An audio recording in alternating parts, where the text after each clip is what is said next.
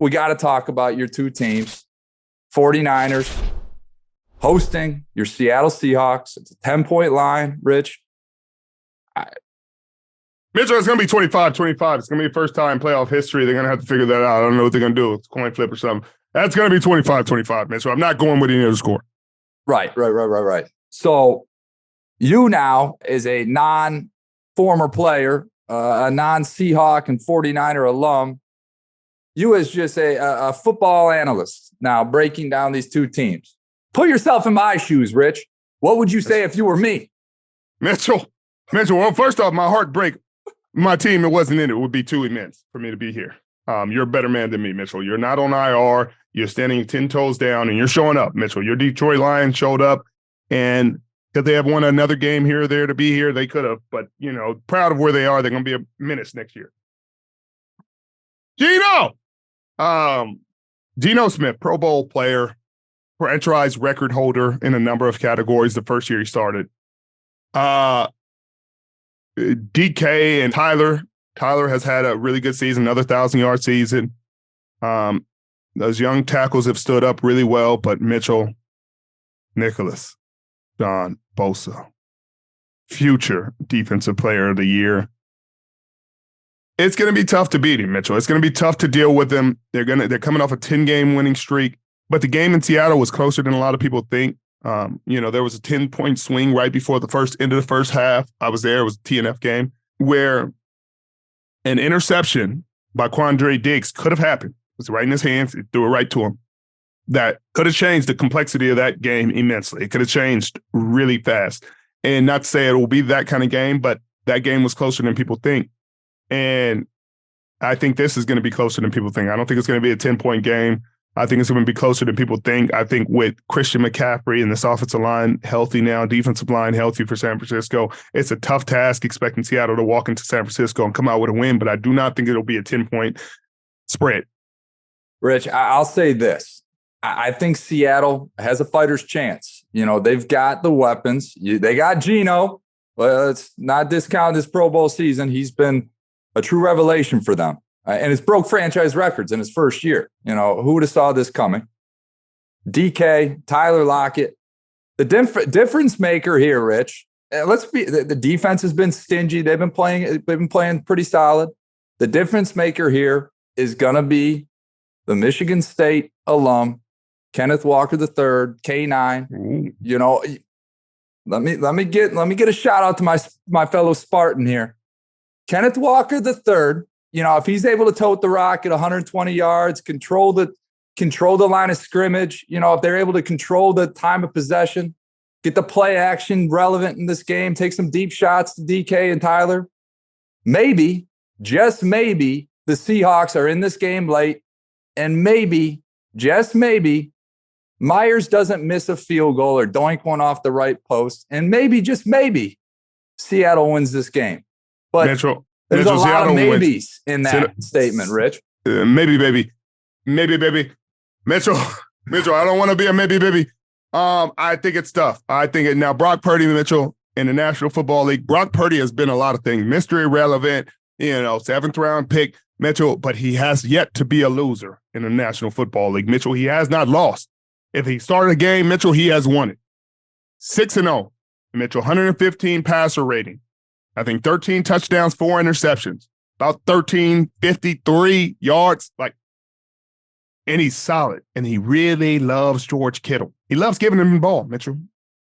He's had 7 touchdowns since Brock Purdy has started. You know how you develop a friendship, Mitchell? You throw a guy 7 touchdowns who hadn't had more than 7 touchdowns in a season, Mitchell. He's feeding that man, and he's coming into his own. And then you got Brandon Ayuk, 1,000-yard season. And then it's just Elijah Mitchell coming back. Christian McCaffrey's there. Debo's there. Everybody. You got all the fixins, Mitchell. They got the fixins. And now Seattle is coming into a game where Kenneth Walker has had 3 straight 100-yard games. They're running the ball better. Play action's better. Geno is still throwing dimes. 70% passer.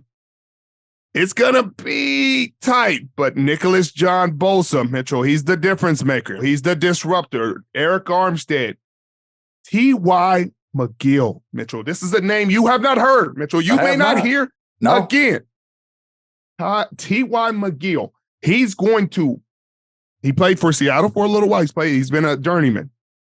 I don't know why he has never stuck, but he's a disruptor at the D-tackle spot. He's a 3-tech, and he's not the biggest, but he's quick, and he is disruptive in the run game and in the pass game, and he's made huge plays down the stretch. I think he's going to make a difference in this playoff, and I think you're going to hear his name in a critical moment, in a critical game, and you're going to say, I told you. I told you. I'm excited to hear T.Y. McGill's name called out this Saturday, and I think the Niners are an absolute juggernaut. I think the only way they truly lose this game is if they forget the game's on Saturday and think it's on Sunday and just flat out don't show up. Tampa Bay Buccaneers. You've played down in Tampa Bay. You live down in Tampa Bay, Rich. They got somebody. I don't know if you've heard of him.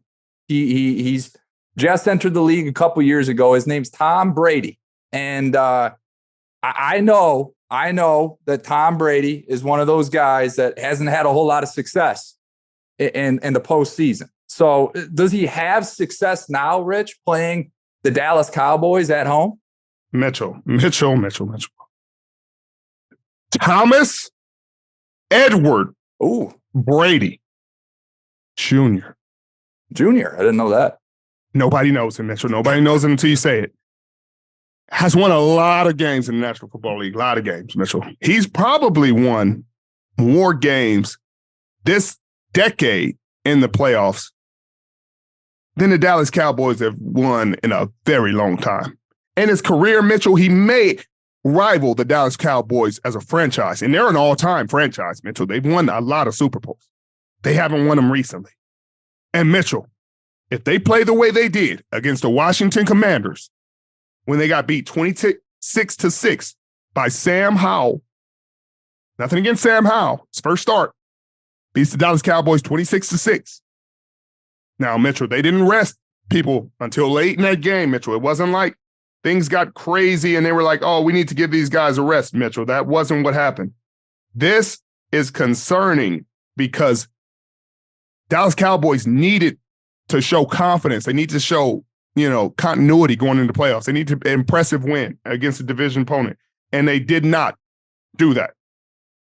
So what we're going to need from Rain, Dakota, Prescott is not turn the ball over and score some points. Now, they have a weakness, a glaring weakness that Washington exploited, and it's that right corner, Mitchell. It's the left corner on the defense's left, the offense's right. Mitchell, the Carolina game, now Tom and those guys didn't play well against Atlanta. They got their butts kicked, but whatever. The Carolina game, he threw 3 touchdowns to Mike Evans, Mitchell. Guess where he threw him? Guess where he threw him, Mitchell? Right down that right sideline, Rich. Right down that right sideline, Mitchell, and that's where he's going to throw him this week. And if they catch fire like they did that week, they will send these boys home packing, and Dallas will have one of the toughest off seasons they've had probably in the last decade. Because when I tell you people will talk bad about them, people will talk crazy about them this whole offseason. If they lose the first round to Tom and the Tampa Bay Buccaneers after everything they were supposed to be this season, Mitchell, it will be tough. They have too many good players. They have a good defense. They have good coaching. Okay. That's all I got to say.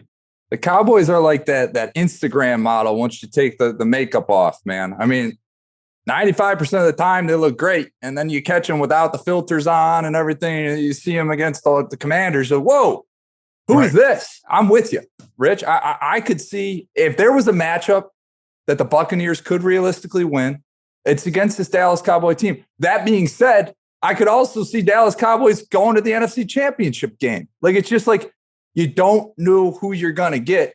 If Dak can keep control of the ball, not give the ball away like he's been doing of late. They got all the weapons. They got Tony Pollard. They got CeeDee Lamb. They got the tight end that everyone wants and Dalton Schultz, fellow Cardinal. Rich, anything is possible here.